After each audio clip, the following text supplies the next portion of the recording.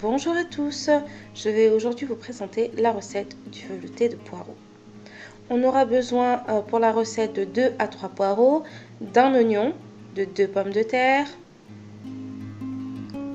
1 à 2 cuillères à soupe d'huile d'olive, environ 20 centilitres de lait ou de crème fraîche liquide, c'est selon ce que vous avez à la maison, un petit peu de sel, un petit peu de poivre. Je vais donc commencer par découper les poireaux. Donc moi ici, comme vous allez le voir, je vais le découper très grossièrement parce qu'en fait je vais utiliser un soup maker. Mais si vous n'avez pas de soup maker à la maison, coupez-les plutôt finement afin que la cuisson soit plus rapide. Je passe ensuite à l'oignon. Donc je le découpe aussi grossièrement que les poireaux.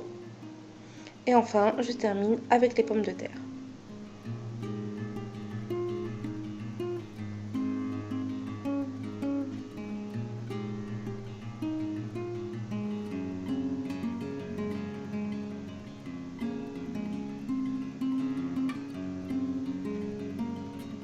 Donc voilà, on a nos 3 aliments découpés, pommes de terre, oignons et poireaux.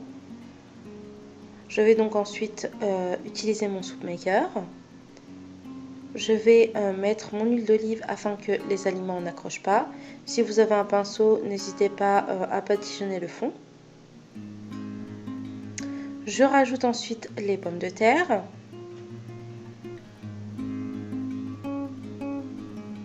Les oignons.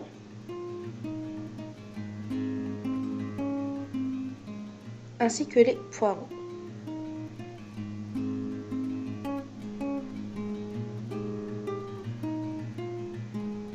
Je vais ensuite assaisonner, donc un petit peu de sel, un petit peu de poivre et comme vous allez le voir également, un petit peu de fond de volaille.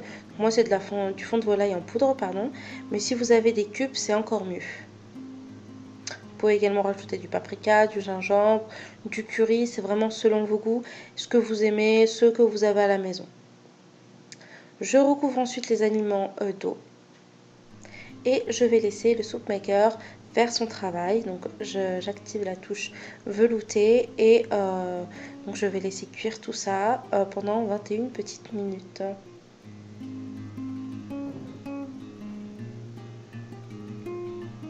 Donc une fois les 21 petites minutes passées, je vérifie que la machine a bien fait son travail. Donc c'était le cas ici. Donc je regarde à l'aide d'une cuillère la consistance de la soupe et je la goûte. Je réajuste l'assaisonnement si besoin. Et je termine avec le lait ou la crème fraîche liquide pour un petit peu plus de gourmandise. Je vais reblender de nouveau et je vais servir ça dans de jolis petits bols. Je vais rajouter un petit peu de fromage, mais ça c'est vraiment facultatif, vous n'êtes pas obligé.